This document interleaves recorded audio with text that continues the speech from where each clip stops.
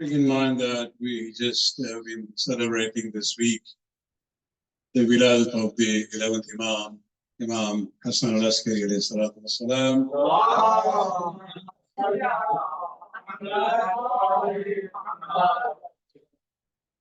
I selected some sayings from him on a very specific, topic, which is actually also mentioned in tafsir, which is attributed to him. But I'm not going with that version. I'm going with the version of Ihtijaj, Kitab al-Ihtijaj, because Kitab al-Ihtijaj right in the beginning has this sanad for those ahadiths. Whereas tafsir, which is mansoob to the Imam, doesn't have it. And so from the point of view, authenticity, that would be the more important, source for me. But before I go to the ahadith that I selected on the theme, let me begin with the ayat of Quran from Surah Tawbah. You realize that Surah Tawbah is one of the last surahs to be revealed in the life of the Prophet. And Allah subhanahu wa ta'ala there in ayat number 124. The context of that ayat is very interesting. It is more talking about the issues of jihad. So Allah subhanahu wa ta'ala very strongly emphasizes the point of jihad and going for the armed struggle. But while, talking about the importance given to that, all of a sudden Allah subhanahu wa ta'ala kind of diverts. And he says that this jihad is safe. It is not for everyone. And then the words come in. وَمَا كَانَ الْمُؤْمِنُونَ لِيَنْفَرُوا كَافَةً. It is not right for all the mu'mineen to go for jihad bis-sayf. فَلَوْلَا نَفَرَ مِنْ كُلِّ فِرْقَةٍ مِنْهُمْ طَائِفَةً. And Allah subhanahu wa ta'ala says, why should not a party from every segment of the mu'mineen goes forth to become learned in religion? So this is where we see that, this issue of going and dedicating your time and your life to study of religion, yatafaqqah. Fiqh, the literal meaning of the word fiqh is learning, knowledge. لِيَتَفَقَّهْ, to go and seek the knowledge of deen. For what purpose? لِيُنْذِرُ قَوْمُهُمْ إِذَا رَجَعُوا إِلَيْهِ. So that small group of people who have gone and dedicated their life to learn about religion for themselves primarily, when they go back to their own people, they will be able to warn them about what is right and what is wrong. And this is where we see the importance of, the study of religion in that way. That even though Allah subhanahu wa ta'ala has been emphasizing, this is where sometimes, we only look at one ayah in isolation. You have to look at the context before it to understand the importance of that ayah. That this ayat is not only, it's basically talking about, ayat about jihad, but all of a sudden Allah subhanahu wa ta'ala never stops.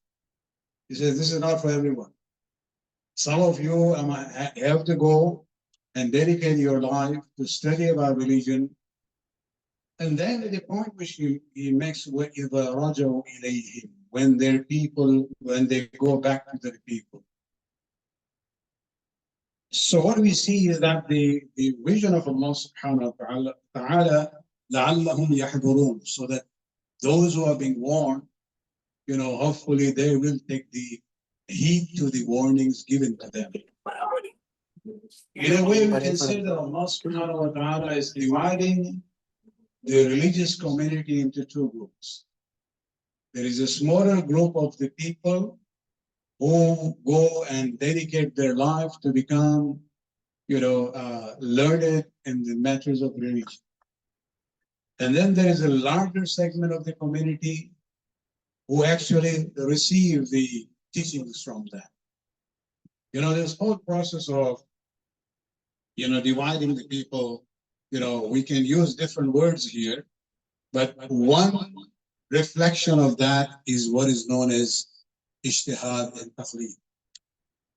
There must always be some people in every generation of the community who need to dedicate their life to go to the highest level of learning so that they can become a solid, responsible and learned scholars. Why? So that they can guide the rest of the community. So this division of the community into these two segments from that very specific angle we are talking about is actually enshrined in the Quran itself. Salawat, brother.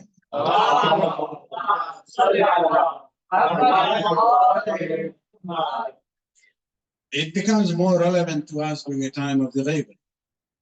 Our Imam, his era of Ghaibat was just very short, 6 years. But he, as well as his father and his grandfather before.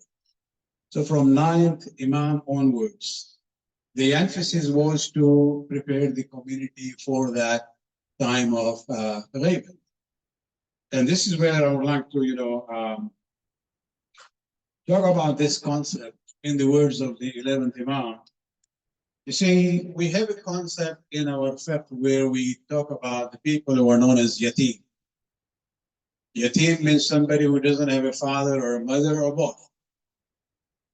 But then from the religious point of view, you will see in the ahadith of our Imams, they use a very different term when they talk about the era of Ghaib. Yatim is somebody who has no father or mother, to kind of supervise them, take care of them. But then the Imam say that those who don't have access to the Imam of the time, they also are spiritual orphans. And the terms used by the Imam is that they are basically Aitam Ali Muhammad. This is the actual word in the Hadith. Aitam Ali Muhammad means the orphans of Ali Muhammad, which is the Shia community, because they don't have access to the Imam of the time. And so what happens to them? Who is going to take care of them? You need a kafil for the orphans. You need the guardian for the orphans. And so when it comes to the issue of Aitam Ali Muhammad, and this is where this issue of the importance of religious knowledge comes in. Let me just, this 2 or 3 hadiths that I would like to, present to you. One is from the Imam himself. The others are from him, but quoting his father and forefathers. The one that we have directly from Tabrasi in Kitab al-Ihtijaj, with the full sanad that he goes back to the 11th Imam, where he says that I heard from my forefathers, going all the way to Rasulullah sallallahu alayhi wa sallam,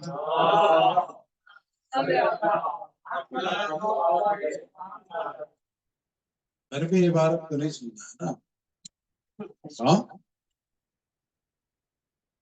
أشد من يتم اليتيم الذي انقطع من أمه وأبيه, the worst orphan than one who has no father or mother, يتيم انقطع عن إمامه, is the yatim who has been actually cut off from his imam. He doesn't have access to him, and therefore ولا يقدر على الوصول إليه, he cannot reach to him, ولا يدري كيف حكمه فيما يبتلى به من شرائع دينه. He doesn't even know what is his responsibility on the issues that he faced in his religious laws. And then the Imam says, ألا فمن كان من شيعتنا عالما بعلومنا. Verily, whoever among our Shias who is aware of our knowledge, knowledge of the Ahlul Bayt. وهذا الجاهل بشريعتنا منقطع عن مشاهدتنا. So if there is an alim who knows our ilm, and then these people who are actually, they've been cut off, they are ignorant of our Sharia, يتيم في هجره.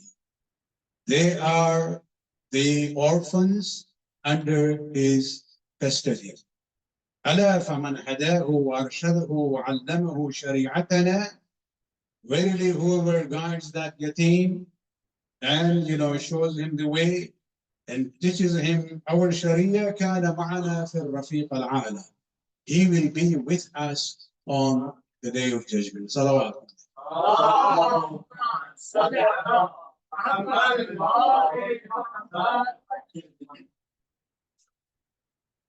Another hadith which is from the 11th Imam, quoting his forefathers going to Imam Ja'far al-Sadiq alayhi salatu wasalam.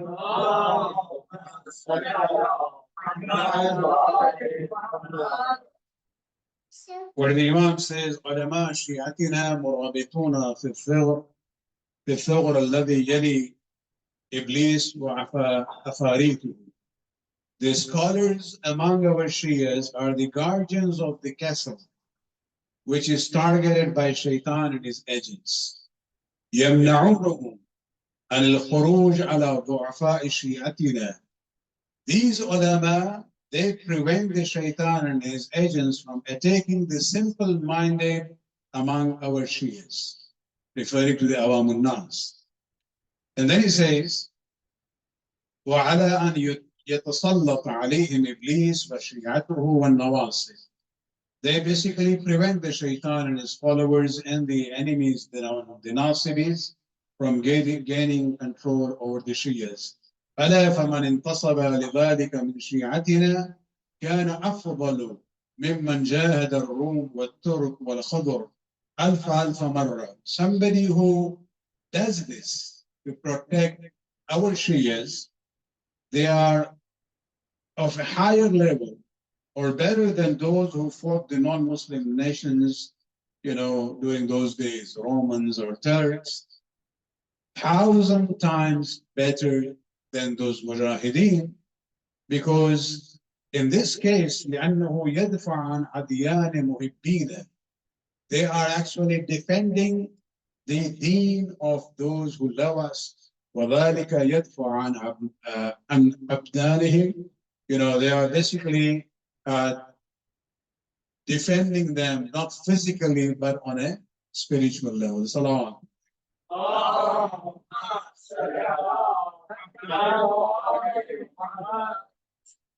For ourselves.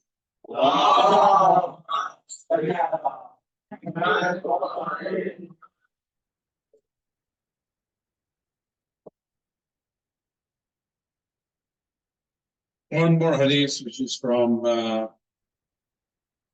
11th Imam, going to all the way to Imam Musa al-Kazim alayhi salatu wassalam.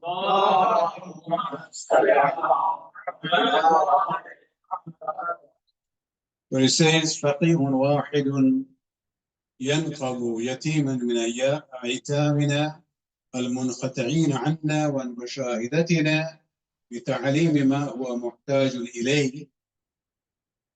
Where the 7th Imam says that one faqih, an expert in fiqh, who rescues a yatim from the orphans who have been cut off from us and who are not able to see us, by teaching what he needs, أشد على إبليس من ألف عابد. That one faqih is basically heavier for the shaitan than 1,000 ibadat without. You can have righteous people doing their ibadat, and there is one faqih. Rescuing one yatim from Aitam Ali Muhammad, that one faqih is more heavier as far as the shaitan is concerned than 1,000 worshippers. Because then Imam goes on to say that the abid is only concerned about himself. Whereas the faqih is not only concerned about himself, but also about others who are from the Aitame Ali Muhammad. Salawat.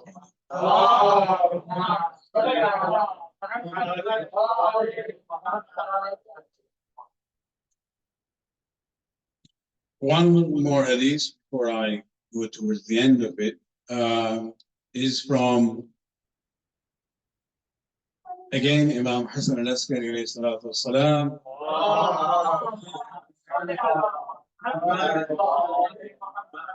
Quoting his grandfather, Imam Ali al-Naqi alayhi salam, where he says, لولا من يبقى بعد غيبة قائمنا من العلماء الداعين إليه والدالين عليه والضابين عن دينه بهجج الله والمنقذين لضعفاء عباد الله من شباك إبليس ومردته.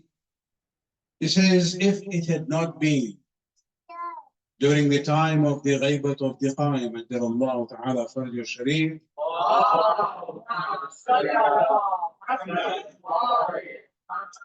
if it would not be for the ulama, the scholars who will be calling and guiding the people towards the Imam, defending his religion by divine proofs, and saving the common people from dangers and traps of the shaitan and the enemies, لما بقي أحد إلا ارتد عن دين الله.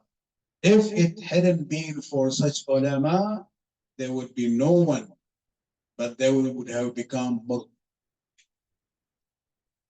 And therefore he says, وَلَكِنَّهُمُ الَّذِينَ يَمْسِكُونَ عَظِمَّةَ قُلُوبِ الشِّيعَةِ. Indeed, it will be the scholars in the time of the Ghaybat who will hold on to the reins of the hearts of the Shias, just as the ship's captain holds on to his passengers. And this is where أُولَٰئِكَ هُمُ الْأَفْضَلُونَ عِنْدَ اللَّهِ عَزَّ وَجَلَّ. They are the best ones in the eyes of Allah subhanahu wa ta'ala. Salawat.